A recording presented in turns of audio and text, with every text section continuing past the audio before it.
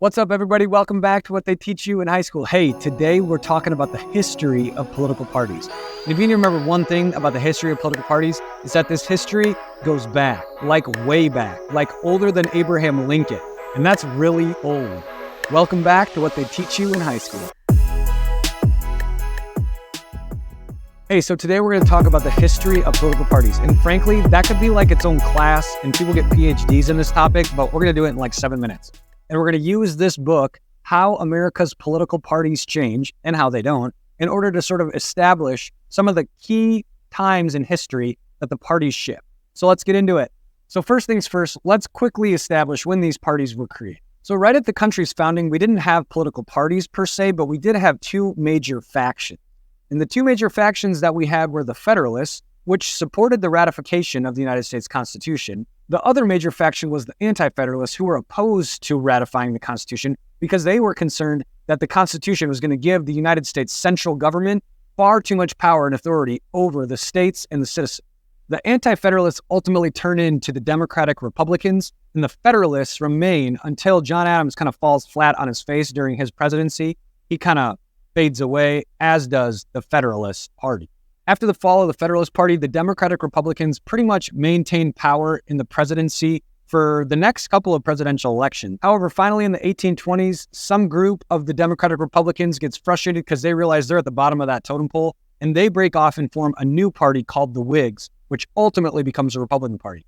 As for the Democratic Republicans, they chop that Republican title right off the last part of their name, and they just become what we know now today as the Democratic Party. And Andrew Jackson in 1832 becomes the first Democrat to win a presidential election. That means that the Democratic Party is 191 years old. And it's 22 years later that the Whig Party finally collapses because they can't decide how they're going to manage the slavery versus anti-slavery debate. And because most of the Whigs supported abolishing slavery, they decided to come together as one single party and formed what we know today as the Republican Party in 1854. That makes the Republican Party 169 years old. Not bad. The first president that the Republicans put up for office that wins the presidential election is none other than Abraham Lincoln. And even for the sleepiest kid in class, I bet you know that name. And now's a pretty good time to really lay out their constituency. So the Republican Party, the anti-slavery party, they obviously aligned with the northern states because the northern states were more likely to be opposed to slavery. And in addition, the northern states also were home to the wealthier and more elite group in the country. Alternatively, the Democrats were aligned with the South, and that made them in favor of slavery at the time. They also called themselves populists because they were for the working person. And that kind of puts us at odds as what we know the Republican and Democratic Party to look like today, because at its inception, the Republicans were in fact in favor of a broader federal government, while the Democrats were more of the states' rights type people, which isn't exactly how it's played out today. But you'll notice there's a trend. When the political party in power is engaged in a war, they almost always increase the influence and power of the federal government. And so Abraham Lincoln, during the Civil War, is a Republican who has to increase his power because he needs all the money, the support, and the weapons he can get in order to win the war that he's fighting. And after the Civil War, essentially you have for the next 75 years, Northern Republicans who are more focused on the industrial side of the economy, and then the Southern Democrats who are more agrarian. And unfortunately, we don't have time to lay out all the details of the 75 years of history between Civil War and World War II that we need to look at. We're just going to casually jump ahead because we see a major realignment take place in how presidential candidates obtain new voters to support them.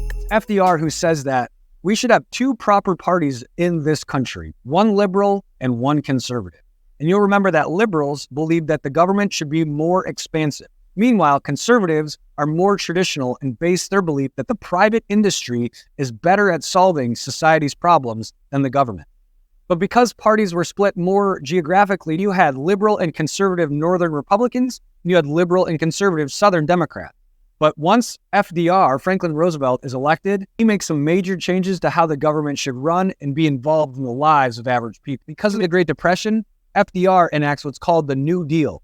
Mainly, the New Deal provided jobs and financial support, all at the expense of the federal government. And suddenly we have a major shift on our hands where the Democratic Party is taking on a larger role with the federal government.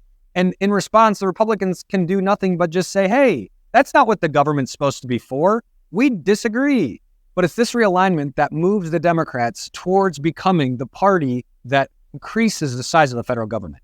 And then suddenly the Southern Democrats that believed in states' rights were left without a party to support because the Republican Party needed to pick up the slack and say, hey, you can come join us. We don't like a big, expansive federal government. And besides the New Deal plan that FDR implemented, when the party in power is suddenly in a war, they need all the support they can get. And that means they need to increase the power of the federal office. And that's exactly what FDR does. As a Democrat, he suddenly is increasing and expanding the power and influence of the federal government. And because political parties function as a way to oppose one another, the Republican Party had to be opposed to the expansion of the federal government because that's what parties do. They oppose one another. And then FDR's wish came true. The Democratic Party became the party of liberals, and the Republican Party became the party of conservatives. And that really meets its pinnacle with the election of Ronald Reagan, who is a Republican. He essentially attempts to dismantle as much of the federal government as possible. And since then, we've seen a pretty significant ping pong back and forth between Democrats being elected and Republicans being elected, and then Democrats being elected again, and then Republicans being elected. And now here we are with, once again, a Democrat as our president today. And some people are talking about a new realignment taking place after the election of Donald Trump between which party people support, but I think that's yet to be seen. But as for today, we know some distinct realities about the political. First, the size of government. Democrats still believe in the liberal principle that the government should be taking an expansive role in the daily lives of people in order to solve society's problems. Meanwhile, Republicans still believe in the conservative principle that the private industry is better suited to serve the needs of people in their local communities. Naturally, if you believe that the government should take a more expansive role in solving society's problems, then you're also in favor of raising taxes in order to do that. And that's just exactly what Democrats are typically in favor of doing. Meanwhile, Republicans, because they believe that the government is the problem and not the solution, they're attempting to lower taxes anytime they can. Where the realignment really becomes clear is more in social issues. We're seeing more and more people shift their opinions on social issues and aligning themselves with political parties because of it. And I believe that that's where we're headed, a realignment around the social issues that drive a lot of our public policy. Perhaps that conversation is a little too controversial for today, given I only have 215 followers and they're mostly high school students. But do me a favor, like and subscribe, because someday we will talk about the more controversial topics. As for today, thanks so much for watching What They Teach You in High School. Please make sure you're sharing these with your friends, with your family, and most importantly, with your high school social studies teacher. Hey, thanks so much for watching again today, and have a wonderful one. Peace.